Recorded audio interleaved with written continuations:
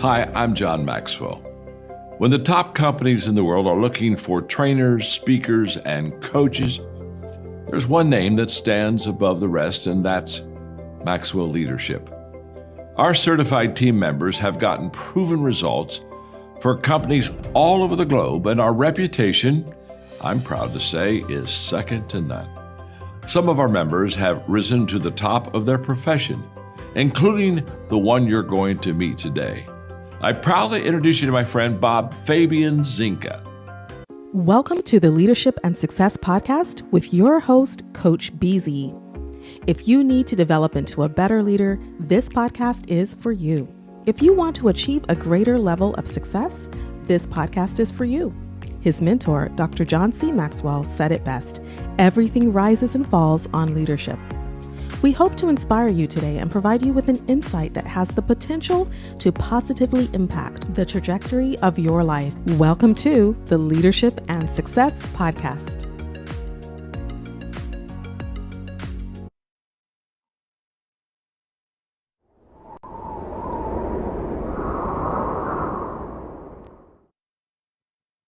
Imagine gaining the leadership skills that could redefine your career. Join Coach BZ on the Leadership and Success Podcast, where each episode delivers practical insights from world-class speakers, military leaders, and industry experts. We dive deep into what matters most: building resilient teams, leading through uncertainty, and navigating complexity with clarity and confidence. Every conversation is crafted for aspiring leaders like you who are ready to grow, lead, and make a lasting impact. Don't miss our powerful live sessions and recent highlights. Michelle Hayward on building diverse, high-performing technical teams. Ann Leslie on leading through global complexity and cybersecurity risk. Ron Carpenter AI exploring faith, resilience, and AI-powered leadership. Colonel Michelle G.I. Gardner-Ince on commanding influence from the battlefield to the boardroom. Chris Robinson on shifting from drift to drive in life and leadership. And Coach Enrique Acosta Gonzalez on mentorship, legacy, and heart-centered leadership. Ready to level up your leadership journey? Tune in on Spotify, Apple, Audible Podcasts, YouTube Live, and LinkedIn Live. Join the movement toward leadership excellence. Listen now and start transforming your success.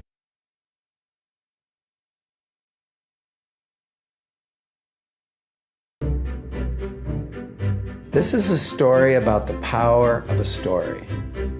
A preacher named Russell Conwell was approached by some of the young members of his community.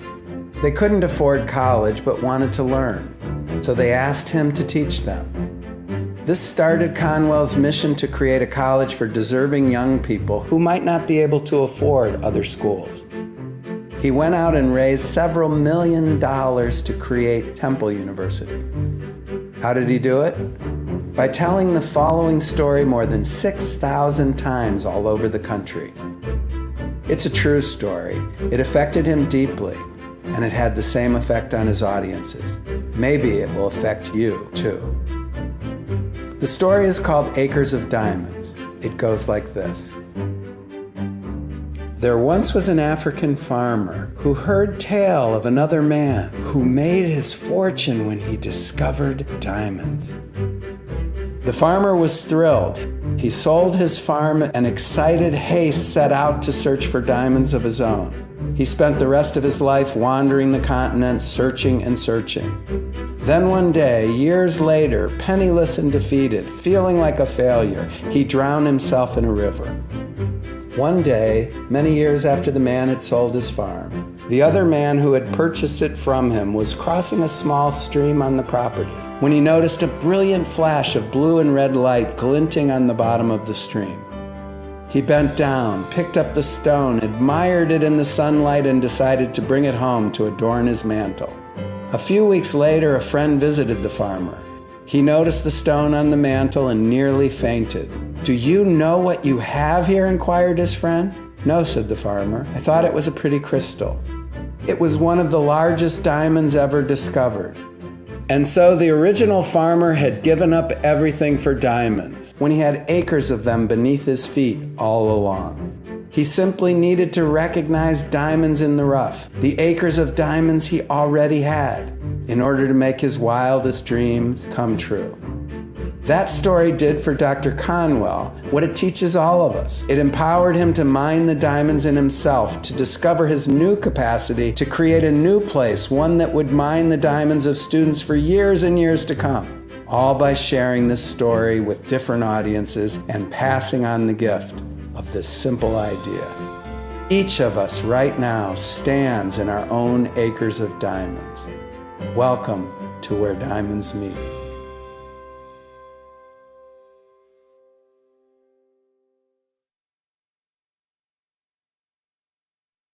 And many times it can happen asynchronously, which is where I could take a slice from this podcast and put it out to our network and ask people to engage with it. So be connected to these ideas in your own special way. And if you get moved by the Spirit, connect with me. That is wonderful. And again, everyone, I highly recommend that you follow Tom. So LinkedIn, Tom Rosenak, very easy to remember. Okay, now we are coming at the very, very end. Thank you so much for giving us an extra 10 minutes. I really do appreciate that. What is the most rewarding aspect of your life experience so far? Parenting. Yes. Okay, this one really, really quick. Grown children, and now we have grandchildren, so that's the most rewarding. Yeah, I guess I'm gonna be going in the stage of grandchildren pretty soon. My oldest one just earned a bachelor last year, and she has a boyfriend now. No, hopefully things are gonna go in the right direction, but Congratulations. we will see. But yeah, I can't believe I am. I mean, time is of the essence. I guess times really flies by really, really quickly. It does. I guess blink when they're grown up, like your daughter. It's like, yeah. Like you couldn't believe it. I felt like I was going to be carting around diapers forever, those 3 Yes. or whatever it was. And now it's like, boop, this is a blink. It is amazing. It is amazing. So very, very quickly, don't take too much time to think. 3 adjectives that describes you as a child. Rebellious, energetic, and scattered. Okay, as an adult. As an adult, hopeful, optimistic, and willing. Wow, quite different. Okay, and now at the very, very end, the last thing I'm going to ask is, what is one word that represents our shared experience today on this podcast? Which word comes to mind? Joyful. Thank you. Mine would be momentum. So thanks again, Tom. Do you have any last word before we end? No, I appreciate your investing time and space for this conversation. This is the question I ask managers that consistently gets us to what we're really working on. In business and life, no matter how successful you are, how bright you are, how talented you are, you will have upsets. But it's the recurring upsets that are gold for personal transformation. Because if it keeps recurring, in my case, it was not completing classes. If it keeps recurring, then you can say, what can I change? Yes. What's within my control? And you can start living the serenity prayer. So the negative thinking is admitting, because positive thinking devolves into pretend. And I loved Zig Ziglar, but I learned that it wasn't effective. So you just smile and you say, everything's positive. Well, that's a lie. If you look in the mirror and you read Think and Grow Rich and you look in the mirror and say, I'm abundant, and the mirror looks back and say, no, you're not, you're dead broke. Then you have an argument. And the teacher told me to write 100 times, I will not disrupt class. I will not disrupt class. Wasn't very effective. So we look at negative patterns from the lens of appreciative inquiry, which I put one of the books that I recommended, changed my life forever for the better, was Jackie and Sherry, Conversations Worth Having. And they talk about generative questions and positive framing. So it isn't positive thinking, it's positive framing. And both of those. Welcome everyone to this engaging deep dive into leadership. Yep, we're talking about unlocking your inner resources, kind of like finding acres of diamonds right where you are. Absolutely. It's about recognizing that what we need is already within our grasp, right? Exactly. Take, for example, the timeless Acres of Diamonds story. It's basically a reminder that success and fulfillment frequently lie hidden amidst our current experiences, like diamonds in the rough. It's a call to start with what you have, rather than constantly chasing the next big opportunity. Yeah, and it reminds me of that idea of think big, start small. I love how that principle teaches us to build momentum through consistent small efforts, rather than relying on sporadic bursts of intensity that eventually fizzle out. Right. Consistency is the cornerstone. It's like, um, you know, rather than trying to run a marathon in one leap, you keep putting one foot in front of the other every Yep. day. And that's what really builds sustainable growth, especially if you're leading in high pressure military or tech environments. That makes a lot of sense. But how does this connect with the idea of alignment in leadership? Great question. Alignment is about ensuring your inner intentions match your outward actions. Tom Rosenak said something to the effect that information without formation does not lead to transformation, meaning Right. it's not enough to just know leadership ideas. One has to build character, self awareness, and practice those principles daily. I see. So it's like the difference between simply absorbing knowledge and truly integrating it into your behavior and decisions. Precisely. And that touches on another important point. Leadership is a practice, not just a theory. You know, it's like practicing with a musical instrument until it feels natural, rather than just reading about scales on a page. That's where disciplined daily habits come in. Speaking of daily habits, I really like the example Tom gave about the camel philosophy, which, if I recall, was about a camel that starts and ends its day on its knees and can go 24 hours without a drink. Can you unpack that a bit more? Sure, that analogy is so vivid. It essentially illustrates that even in the most humbling situations, there is strength in consistency.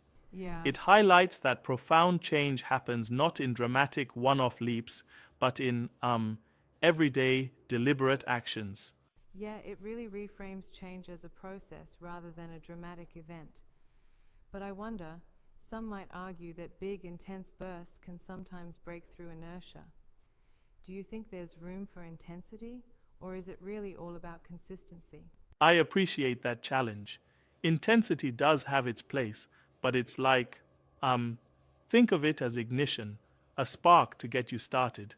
However, without steady fuel, that spark quickly dies out. Consistency ensures that you keep moving forward even when the immediate adrenaline subsides. That's a fair point. It seems like both elements are needed, but consistency should be the backbone, almost like a foundation to support the explosive moments. Exactly, and that leads us to another pivotal idea: influence without authority. It's a lesson that leadership doesn't necessarily require a title. You can lead from wherever you are by aligning your actions with your values and inspiring others by example. Right, it's the idea of leading by going before the pack, not waiting to be handed a title. It reminds me that your actions and consistency are like far more influential than any formal rank. Yes, that's it. Your ability to influence comes from the quality of your actions and your integrity. Tom emphasized that authentic leadership means inspiring cooperation, not using coercion. Yep, It's about building trust through consistent behavior. and that builds up into what we could call self-awareness and emotional intelligence, right? Knowing your strengths, your limitations, and understanding your impact on others is key to this entire concept. Absolutely. Self-awareness is the root of all effective leadership. It's like, if you're unaware of how your emotions affect your decisions, you can easily derail even the best laid plans. Regular reflection and mindfulness ensure you stay in tune with your inner values and align your actions accordingly. It's fascinating how Tom blended traditional leadership values with modern elements like the need for continuous improvement, a concept known as kaizen in Japanese. Can you tell me more about that? For sure, Kaizen, or continuous incremental improvement, is a reminder that even tiny daily efforts lead to monumental changes over time. Yeah, Instead of overwhelming yourself trying to transform overnight, you focus on small wins that compound into lasting impact. that's really practical. Sometimes the idea of changing everything at once can be paralyzing. Incremental steps sound like the most realistic way to grow, both personally and professionally. Exactly. And it's that steady incremental progress that leads to what Tom describes as writing your own story. Each small, consistent action, each diamond mined from within, is a part of that larger narrative of growth and success. Speaking of narratives, Tom also spoke about the importance of reflecting on your personal journey and values, like faith, hope, and love. How do you think these universal principles play into effective leadership? They're absolutely foundational. Faith gives you the courage to pursue big dreams. Hope fuels the perseverance to tackle failures. And love drives you to care for and lift others up. These values create a resilient and authentic leader whose influence endures even amid rapid technological and societal changes. And that authenticity is crucial, especially when you're leading in fields as dynamic as military and tech sectors. Precisely. Authentic leadership transcends trends. It's about consistently practicing what you preach. Think about it. If you weave self-awareness, consistency, and values together, you're not just managing tasks, you're inspiring a culture of excellence. Yep. One thing that really struck me was the coaching prompts embedded throughout these lessons. They really force you to reflect. What internal resources have you overlooked? How can you leverage your existing skills? I find those prompts quite transformative. Definitely. It's one thing to hear these ideas, and quite another to actively engage with them. Reflective questions like these, asking what you can do today with what you've got, help leaders break out of complacency and seize the moment. That's so true. There's also that practical side about managing our limited time, 168 hours a week, and focusing on what really matters. It's about prioritizing, energy management, and conflict management. Absolutely. It's not about time management per se, but rather focus management. When you can reallocate your energy towards your core values and essential tasks, you unlock that inner reservoir of potential, your personal diamond mine, if you will. Right. And this idea ties back to leadership being a practice that you nurture every day, whether through small, consistent steps or through mindful reflection. Exactly, and it's encouraging to note that these timeless principles, from the acres of diamonds to the virtue of humility and the call for continuous improvement, remain relevant no matter how much the world of technology or military strategy evolves. They're universal truths. I totally agree. It's refreshing that amidst all the rapid change and advanced AI topics today, the core of effective leadership still rests on these human values and practices. Right? And perhaps the biggest takeaway is that your journey of self-improvement, leadership, and unlocking your inner potential isn't about imitating someone else. It's about writing your own narrative, step by step. Yeah, I love that perspective. It's both empowering and humbling to realize that no matter where we come from, the diamonds, our resources, our potential are already there waiting to be polished. Precisely. And while it might seem daunting at times, remember what Tom said. Your greatest story hasn't been told yet. Each small action contributes to a bigger, transformative journey. Before we wrap up, I'd just like to challenge one point. Sometimes people might say that simply starting small could make one complacent.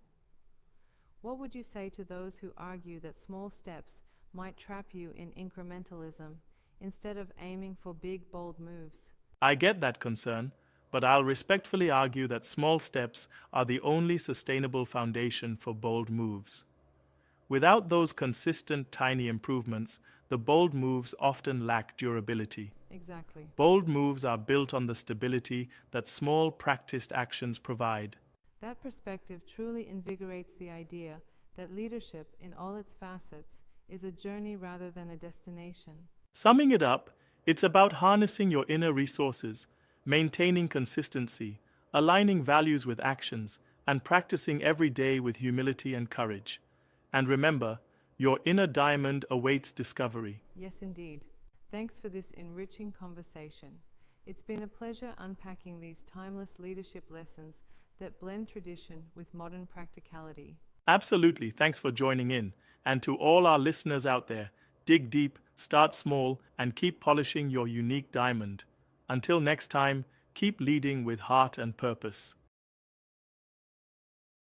And Yes. both of those are opposite end of the same paralyzing dynamic. I can't, I have to, I want to, but I don't want to.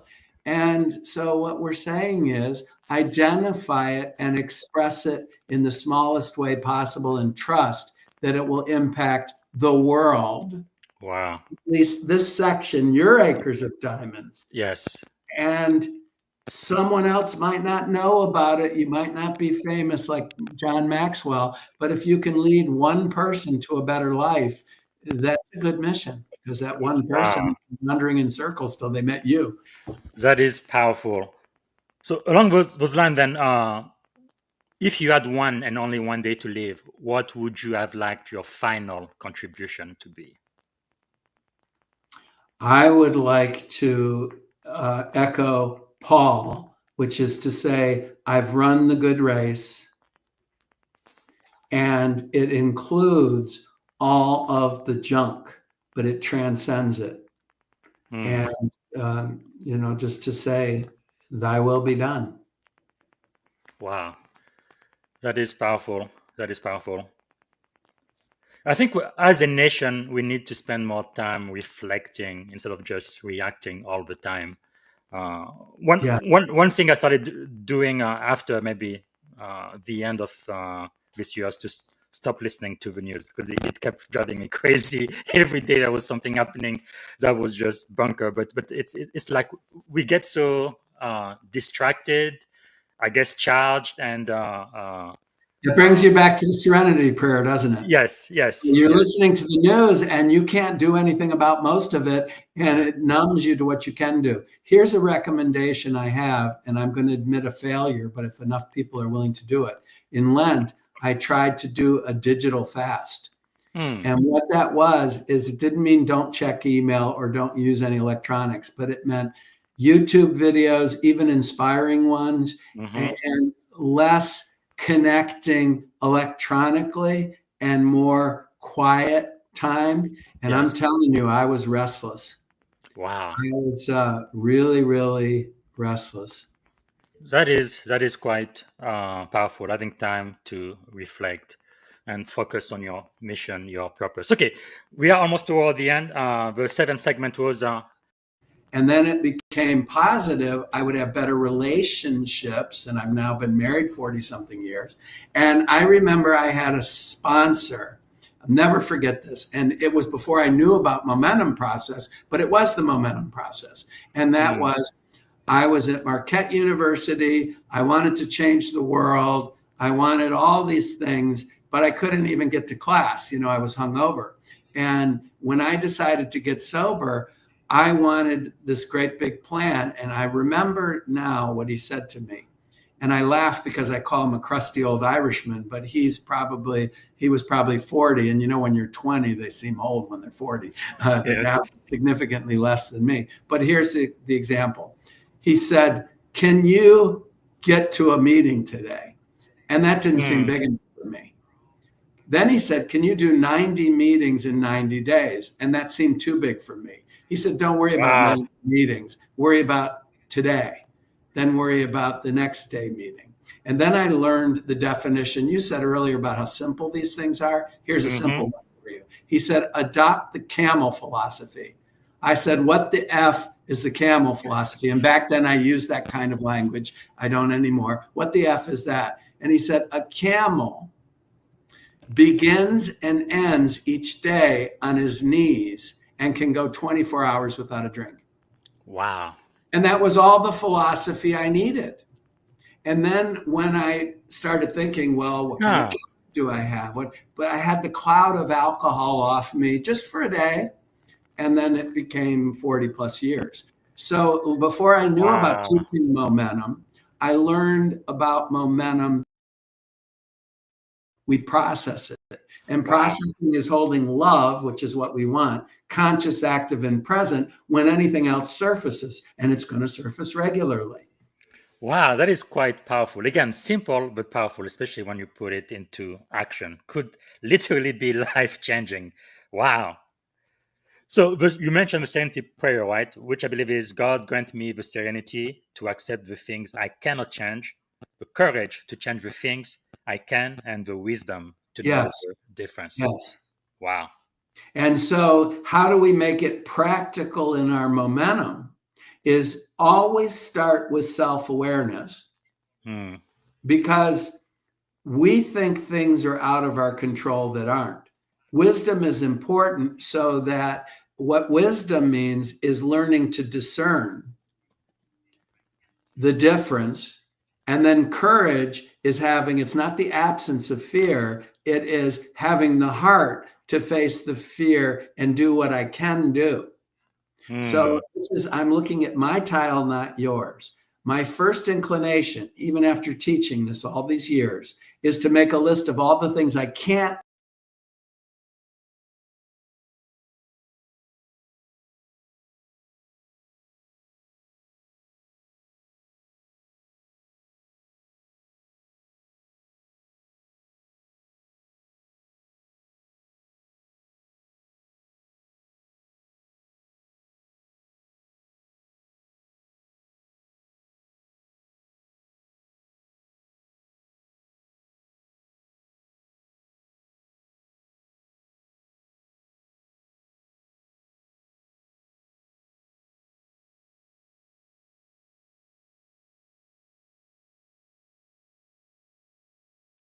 Thank you for listening to the Leadership and Success Podcast with your host, Coach BZ. If you like what you heard, please subscribe to our channels and come back for more wisdom nuggets on how you may develop into a better leader and achieve greater levels of success. Leadership is the most critical skill. The world will always need leaders to lead others, deploy the next disruptive technology, or execute a business strategy. You may as well decide on counting yourself among the 21st century leaders. See you right here next time on the Leadership and Success Podcast with Coach BZ.